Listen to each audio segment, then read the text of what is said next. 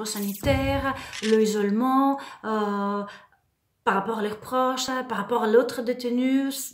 Ils sont en train de vivre en huis clos une situation très étrange qui devient inquiétante.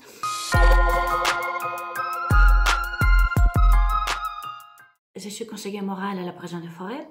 La prison de Forêt qui depuis vendredi passé est en état de confinement puisqu'il y a des cas détectés de coronavirus parmi les détenus. La situation sanitaire est difficile et préoccupante puisque pour les ailes A et B, qui sont des plus anciennes infrastructures, il n'y a pas de l'eau courante dans les cellules.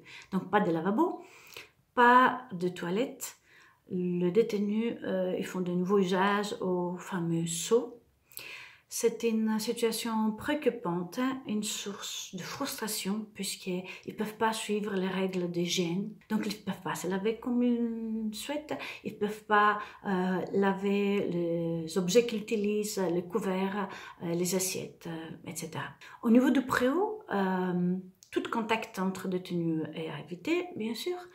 Il y a des préaux individuels. Une heure par détenu, mais imaginez que dans une aile où il y a plus ou moins 45 détenus, ils ne peuvent pas bénéficier de préau chaque jour. Et les gens ne bénéficient pas de visites de leurs proches, de leur famille, ni des services externes comme assistant social, comme psychologue. Et même s'ils comprennent les nécessités pour leur propre protection, au plan humain, c'est très difficile.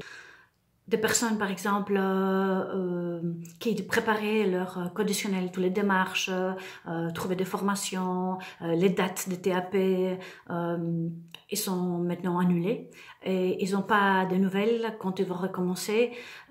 Donc, ils se trouvent au point zéro, on pourrait dire. Il faut penser qu'une partie de ces personnes-là, ils ont des problèmes de santé, ils sont des personnes à risque, ils souffrent de dysfonctionnements hormonaux comme la diabète, comme la thyroïde, de problèmes cardiaques, de l'hypertension. Quelques-uns sont dus à une longue période de cancération, de carences alimentaires, dû aussi à l'enfermement. Donc, ça préoccupe fort par rapport à le risque d'être contaminé. Nous avons proposé une alternative adéquate à la situation, une ligne 800 téléphonique gratuit pour les détenus. Il est proposé de toutes les prisons de Belgique, de francophones et de néerlandophones.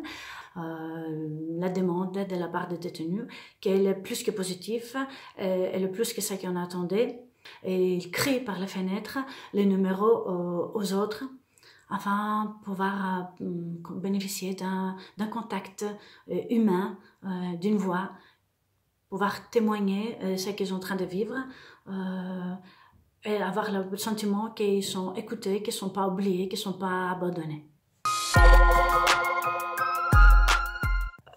Pendant cette période d'épidémie, on voit l'autre, pas comme un semblable, comme une source potentielle de danger, de risque.